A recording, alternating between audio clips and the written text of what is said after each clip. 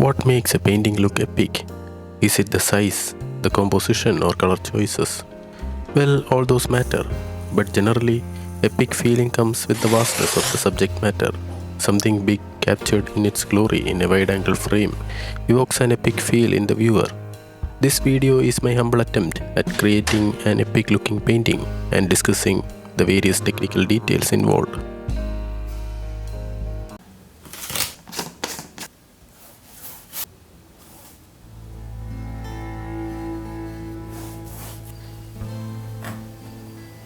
Hello guys, welcome back. Thanks for joining me today.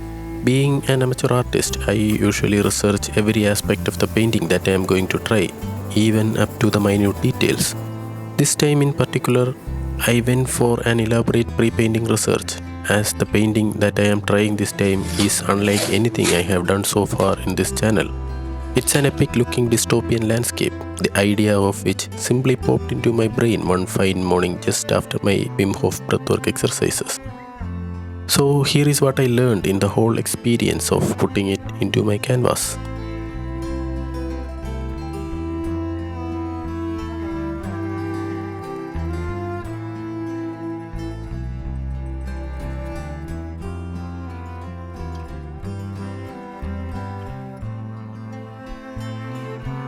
Composition and perspective form the backbone of any painting. Composition simply means what all things you are going to include in your painting.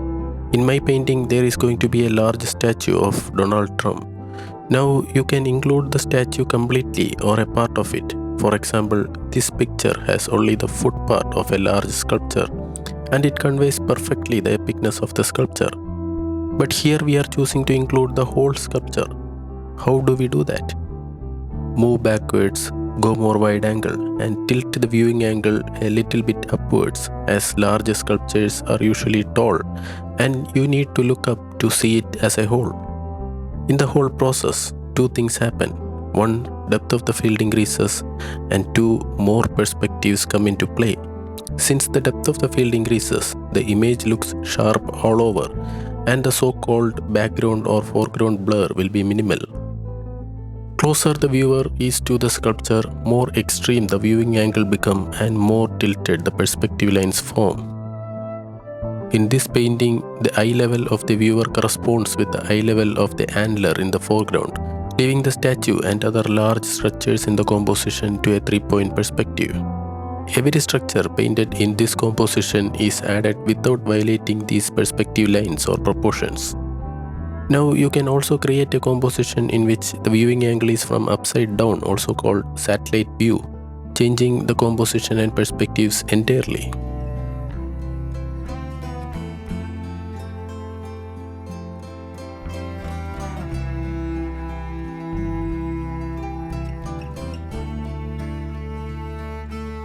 Even though the depth of the field is more, there is still something called atmospheric perspective at play and is an essential component while painting such epic landscapes. According to this principle, the objects farther away appear more hazy and bluish in color.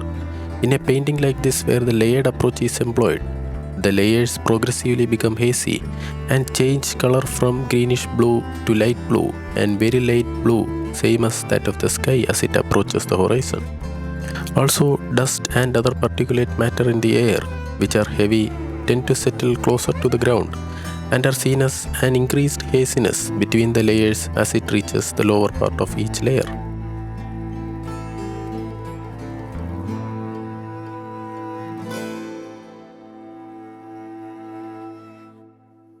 An everyday object, the size of which is imprinted in our subconscious mind, can be used as a scale and placed near the large sculpture to have an understanding of the size of the sculpture. The usual object employed is a human figure. This picture perfectly captures what a recognizable scale does.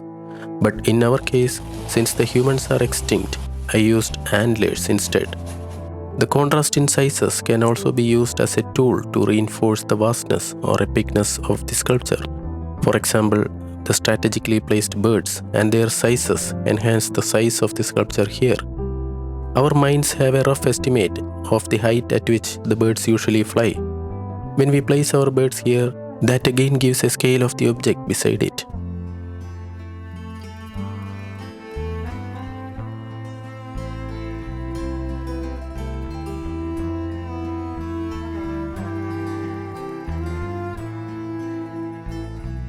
Coming to realism, it's just an option and not a necessity, as you can see a lot of epic scenes in animations or comics which are not essentially realistic.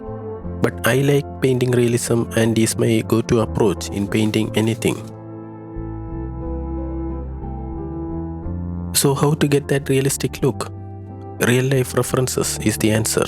Here, for this composition, I referred more than 30 real life pictures, and the realism that you see in the painting is the one that I extracted from those real life pictures.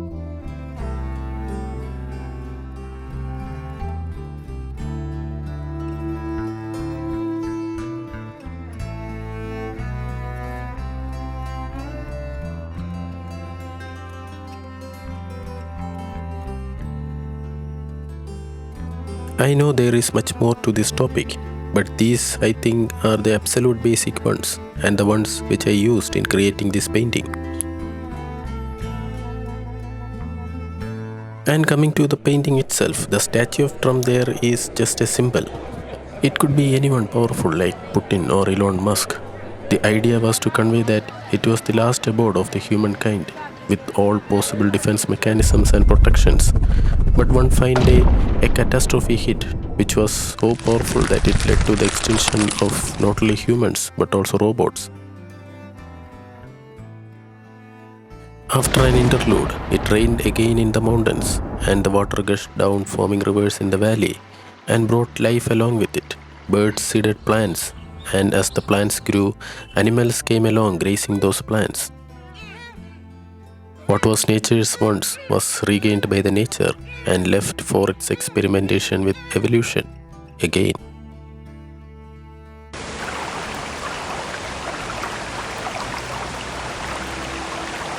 If you wish to buy any of my paintings or prints, please visit jinjuart.com. And if you enjoyed watching this, here is a video that I think you should watch next. That's all from the video, guys. See you all in the next. Till then, take care and bye bye.